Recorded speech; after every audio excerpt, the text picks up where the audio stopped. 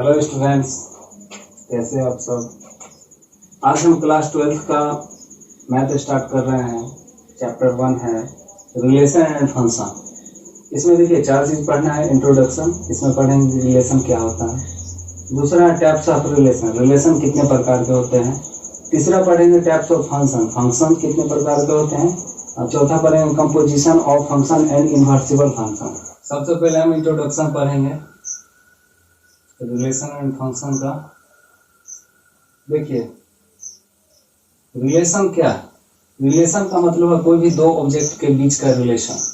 Relation के लिए दो आदमी होना चाहिए, यानी तो दो ऑब्जेक्ट होना चाहिए। कोई भी चीज दो के बीच में हम रिलेशन देखते हैं। जैसे मान लीजिए ये ए है और ये सेट ए है, सेट बी है। ये 1 2 3 ले लेते हैं, समझने के लिए हम एग्जांपल ले रहे हैं। इधर मान लीजिए 4 5 6 है, तो इसका इससे भी रिलेशन हो सकता है, इसका इससे भी हो सकता है, इसका इससे भी हो सकता है, इसका इससे भी हो सकता है। ठीक है। अब हम सबसे पहले कार्टेशियन प्रोडक्ट देखेंगे इसका। कार्टेशियन प्रोडक्ट कितना होगा। 1 को 4 से, फिर 1 को 5 से, 1 को 6 से, 2 को 4 से, 2 को 5 से, 2 को 6 से, फिर 3 को 4 से, 3 को 5 से और 3 को 6 से। ये हो गया इसका Cartesian product total A cross B. अब जो है कोई भी रिलेशन, जैसे मान लीजिए ए रिलेटेड टू बी है, इसका मान लीजिए फर्स्ट रिलेशन है। ये ए और बी के बीच में कोई भी R1 रिलेशन हम मान लेते हैं। R1 जो है सो इस प्रकार से दिया है, क्वेश्चन में दिया रहता है R1। कोई रिलेशन आपको कोई शर्त दिया रहेगा कि इस टाइप का रिलेशन है, तो उस रिलेशन को हम कैसे लिखते हैं। क्वेश्चन में दिया रहता है सेट बिल्डर फॉर्म में। इसको कैसे पढ़ेंगे। एक्स वाई जो है ऑर्डर है such that x plus Y less than 6। इस टाइप का रिलेशन हम मान लेते हैं। एक एग्जांपल ले लेते हैं, x plus Y less than equal to 6 for all x belongs to A and Y belongs to B. देखिए तो इसको जब हम लिखते हैं इससे, तो देखिए कौन सा दो एक्स वाई है, जो मान लेते हैं ये एक्स है, ये इसका वाई है, तो कौन सा इस दोनों में जो है सो एलिमेंट है जिसको जोड़ने पर 6 या 6 से कम हो। जैसे 1 4 हो गया, 1 4 को जोड़िए कितना होगा 5। जैसे 1 5 हो गया, 6 के बराबर भी हम ले सकते हैं। जैसे 2 4 हो गया, 4 2 6, इतना आया। अब इसमें देखिए तो कोई भी रिलेशन जो हम निकालते हैं वो रिलेशन जो है ए क्रॉस बी का ही एलिमेंट होता है। गौर से देखिए 1 4 है, 1 4 यहाँ पे 1 5 1 5, उसके बाद 2 4। अब देखिए ये जो है रिलेशन है ए क्रॉस बी का ही एलिमेंट होने का मतलब ये हुआ कि कोई भी रिलेशन किसका सबसेट रहेगा, ए क्रॉस बी का। हमको बस यहाँ पे ये समझना है कि कोई भी रिलेशन जो है ए क्रॉस बी का जो कार्टेशियन प्रोडक्ट है उसी में से इसका रिलेशन का एलिमेंट सब रहता है। यानी इसके सदस्य हो सकता है, सबसेट हो सकता है या इक्वल टू हो सकता है, दोनों चीज हो सकता है। सबसेट भी कभी कभी होता है, कभी कभी इक्वल टू भी होता है। अगर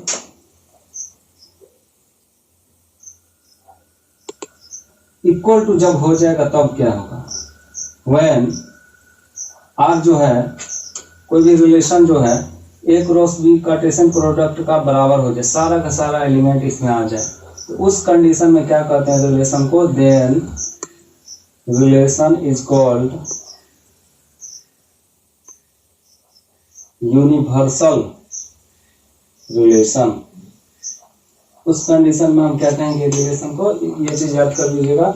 उस कंडीशन में हम रिलेशन को क्या कहेंगे, यूनिवर्सल रिलेशन। यूनिवर्सल रिलेशन के लिए हम कोई रिलेशन एग्जांपल के तौर पे ले रहे हैं। जैसे मान लीजिए r equal to X Y order pair है such that x plus Y less than equal to 9 है for all x belongs to A and Y belongs to B. इसका मतलब है x जो है a का एलिमेंट है और y किसका एलिमेंट है, b का। अब देखिए इस दोनों को कौन कौन सा लेंगे कि जिसको जोड़ करके 9 या 9 से बराबर होगा, इसको हम रिलेशन को लिखेंगे। देखिए 1 4, उसके बाद 1 5 भी आ जाएगा, 1 6 भी आ जाएगा, 2 4 भी आ जाएगा, 2 5 भी आ जाएगा, 2 6 भी आ जाएगा, 3 4 भी आएगा, 3 5 भी आएगा, 3 6 भी आएगा। इस तरह से हम देख सकते हैं ये चीज और ये A cross B Cartesian product बराबर आ गया। इस कंडीशन में हम क्या कहेंगे, इसी कंडीशन में कहा जाता है रिलेशन इज यूनिवर्सल रिलेशन। तो बच्चों ये चीज आप लोग को याद रहेगा, यूनिवर्सल रिलेशन कब कहेंगे, जब कोई भी रिलेशन जो है उसके कार्टेशियन प्रोडक्ट के टोटल एलिमेंट के बराबर हो जाए तो उसको क्या कहेंगे, रिलेशन, यूनिवर्सल रिलेशन उसको कहेंगे। देखिए अगला हम पढ़ेंगे इम्पटी रिलेशन। इम्पटी रिलेशन क्या है, यूनिवर्सल रिलेशन पढ़ लिए, इम्पटी रिलेशन क्या है। इम्पटी रिलेशन में क्या होता है कि हमको ऐसा भी रिलेशन ले सकते हैं, ए रिलेशन ए और बी के बीच में ऐसा भी कोई रिलेशन हो सकता है जिसमें एक भी एलिमेंट नहीं है, एक भी मेंबर नहीं हो। जैसे मान लीजिए एक्स वाई ऑर्डर है such that x plus y greater than 10, greater than equal to 10 ले लेते हैं। For all x belongs to A and Y belongs to B. चलिए बताइए इसमें कोई भी एलिमेंट है जिसको जोड़ने पर 6 3 9 होता है, 10 आ जाए, नहीं ना है, इसका मतलब आर के पास क्या कोई एलिमेंट, कोई एलिमेंट नहीं।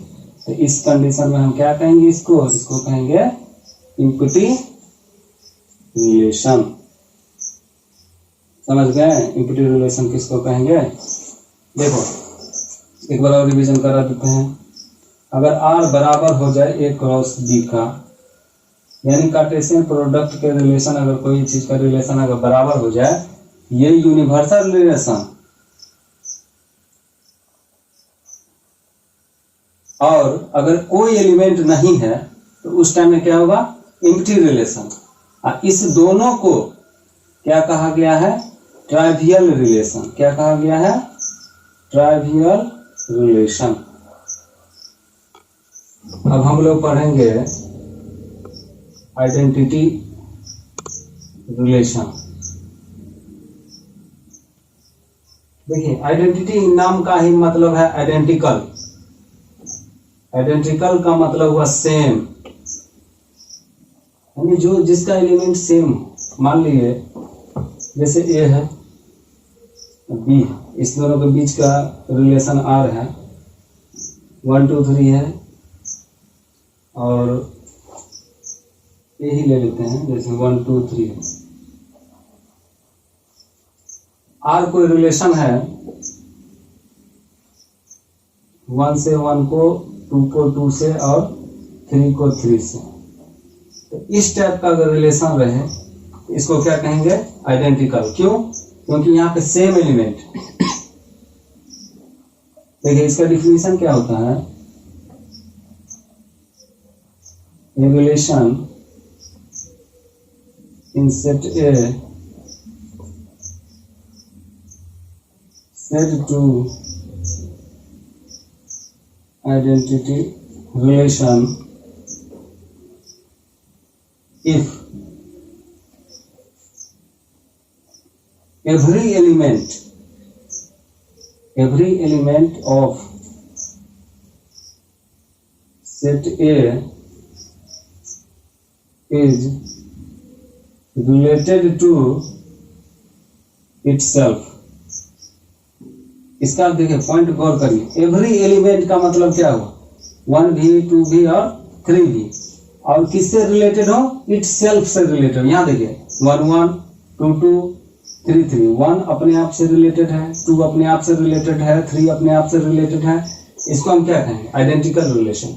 मान लीजिए यहाँ पर अगर हम एग्जांपल लेते हैं 1 1 और 2 2, कोई अगर पूछ दे कि ये जो है तो आइडेंटिकल रिलेशन है या नहीं, तो ये बिल्कुल आइडेंटिकल रिलेशन नहीं है। क्यों, क्योंकि यहाँ पे 3 3 नहीं है।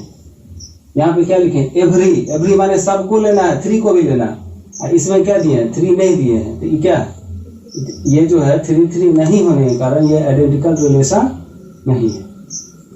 अब हम पढ़ेंगे types of relation.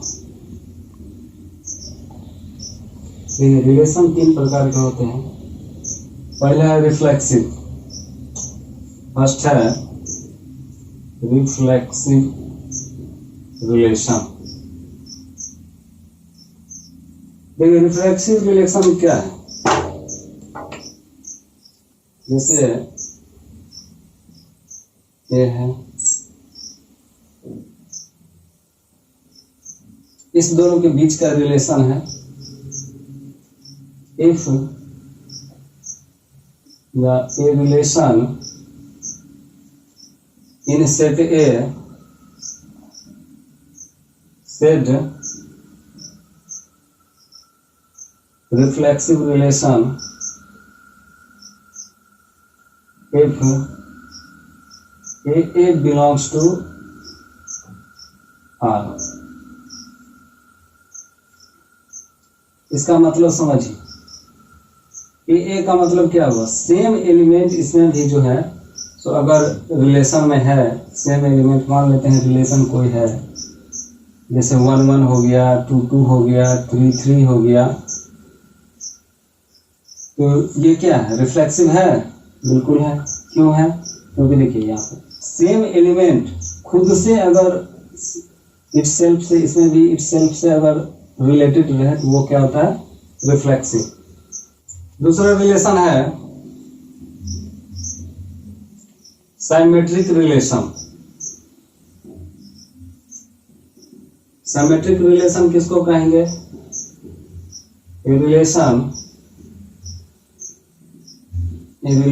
In set A said to symmetric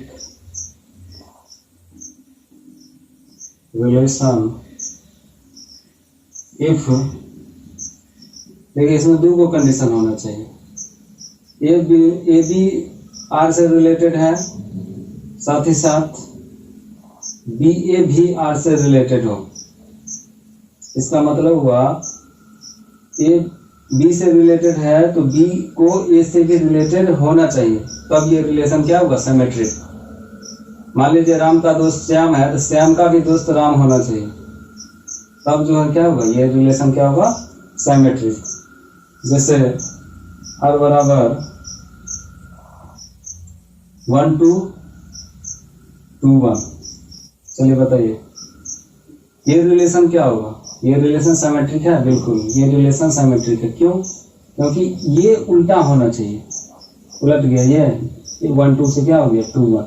तो इस टाइप से अगर एलिमेंट रहे तो क्या होगा, इस टाइप का रिलेशन को क्या कहेंगे, सिमेट्रिक रिलेशन। जैसे 1-1 1-2 2-1 2-2, ये सिमेट्रिक रिलेशन है, बिल्कुल।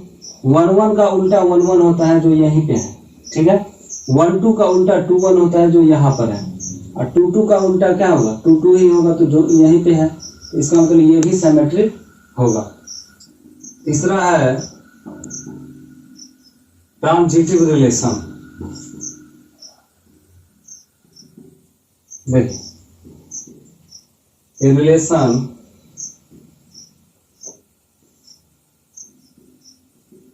said to transitive relation if AB belongs to R, BC belongs to R, it implies AC belongs to R। इसका मतलब समझे, AB जो है सो रिलेशन में है, BC भी रिलेशन में है, तो इस दोनों को देखते हुए अगर AC भी रिलेशन में रहे तब उस टाइप को रिलेशन को क्या कहेंगे, ट्रांजिटिव रिलेशन। इसका मतलब समझिए, A जो है सो B के साथ रिलेशन में है और B जो है C के साथ रिलेशन में है, तो A और C बच गया, तो इस दोनों के बीच में भी रिलेशन होना चाहिए। मान लीजिए 3 गो दोस्त हैं, जैसे राम श्याम मोहन है, तो राम श्याम का दोस्त है, और श्याम जो है सो मोहन का दोस्त है, तो राम और मोहन अपने आप दोस्त हो जाएगा। तो इस टाइप को रिलेशन में क्या कहेंगे? Transitive relation. जैसे एग्जाम्पल के लिए आर 1 2 2 3 1 3, ये ट्रांजिटिव है? बिल्कुल है। क्यों? क्योंकि 1 2 साथ रिलेशन है और 2 का 3 के साथ 1 और 3 जो बच गया सो वो भी आपस में रिलेटिव है, यानी रिलेशन में है, तो उसको क्या कहेंगे? Transitive relation. एक होता है इक्विवेलेंस, इक्विवेलेंस रिलेशन। देखिए इक्विवेलेंस रिलेशन होने के लिए if relation R in set A is reflexive, symmetric and transitive, then this is equivalence relation। देखिए अगर कोई रिलेशन है, मान लीजिए रिफ्लेक्सिव भी है, सिमेट्रिक भी है, ट्रांजिटिव भी है, अगर तीनों हो जाए तो उसको क्या कहेंगे? Equivalence relation. इसमें बहुत सारे क्वेश्चन पूछा जाता है कि आपको कोई क्वेश्चन दे देगा, बोलेगा ये इक्विवेलेंस रिलेशन है, सो डेट करिए। तो आपको सबसे पहले रिफ्लेक्सिव सो डेट करना होगा, फिर सिमेट्रिक, फिर ट्रांजिटिव, उसके बाद लिखेंगे so this is equivalence relation. आप लोगों को कुछ क्वेश्चन सॉल्व करके हम दिखा देते हैं। एनसीईआरटी का एक्सरसाइज नंबर 1.1 का क्वेश्चन नंबर 4 है। जैसे इसमें कह रहा है so that the relation R in R defined as A B such that A less than equal to B is reflexive and transitive but not symmetric. इसका मतलब समझे? इसका मतलब ये हुआ कि ये रिलेशन आपको दे दिया है और इस रिलेशन को कह रहा है कि आप रिफ्लेक्सिव और ट्रांजिटिव साबित करें और ये भी साबित करें कि ये सिमेट्रिक नहीं है। तो देखिए R a B such that a less than B,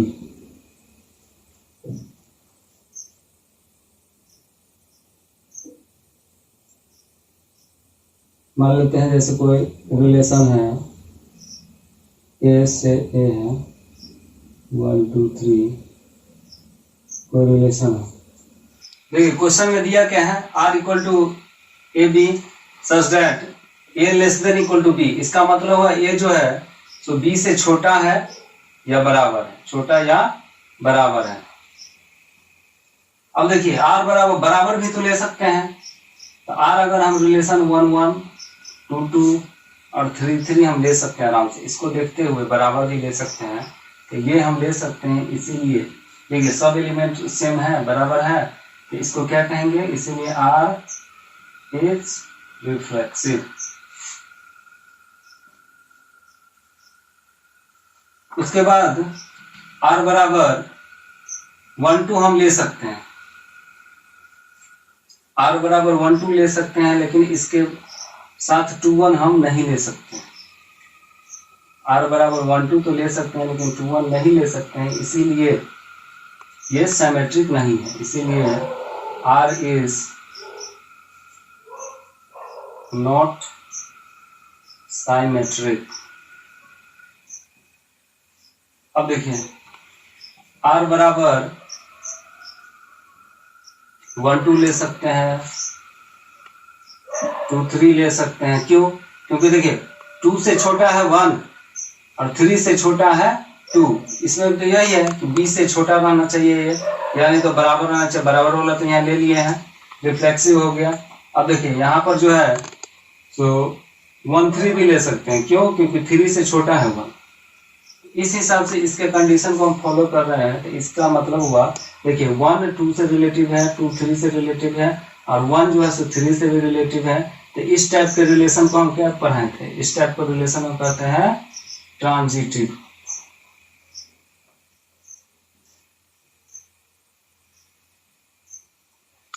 देखिए यही साबित करना था कि आर रिफ्लेक्सिव है, ट्रांजिटिव है, लेकिन सिमेट्रिक नहीं है। हेंस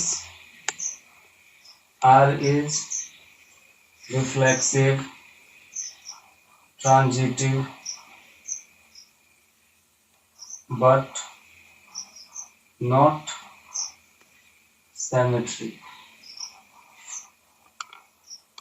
देखिए 5 नंबर क्वेश्चन है एक्सरसाइज 1.1 का। इसमें क्या कर रहा है, check whether the relation R in R defined by R equal to a b a less than equal to b cube. इसका मतलब हुआ ए तो वैसे ही रहेगा, लेकिन बी जो है सर क्यूब है और ए जो है इससे छोटा होना चाहिए। किसी भी संख्या के क्यूब से ए क्या होना चाहिए, छोटा होना चाहिए। अब हमको देखना है कि रिफ्लेक्सिव है या नहीं, सिमेट्रिक है या नहीं, या ट्रांजिटिव है या नहीं, चेक करना हम लोग को। तो देखिए सबसे पहले रिफ्लेक्सिव चेक करने के लिए क्या करेंगे, मान लेते हैं जैसे ए हम 1/2 ले, अब बी भी 1/2 ले, सेम एलिमेंट है। सेम एलिमेंट अगर रिलेशन का हो जाएगा मेंबर तो रिफ्लेक्सिव हो जाएगा। लेकिन यहाँ पे हम चेक करते हैं तो 1/2 का क्यूब कितना होगा, 1/8 होगा, जो जिससे बड़ा होता है 1/2। तो यानी इस पे फॉलो नहीं ना हुआ ये does not belongs to R, यानी रिलेशन में ये बिलोंग नहीं कर रहा है, इसीलिए आर इज नॉट रिफ्लेक्सिव।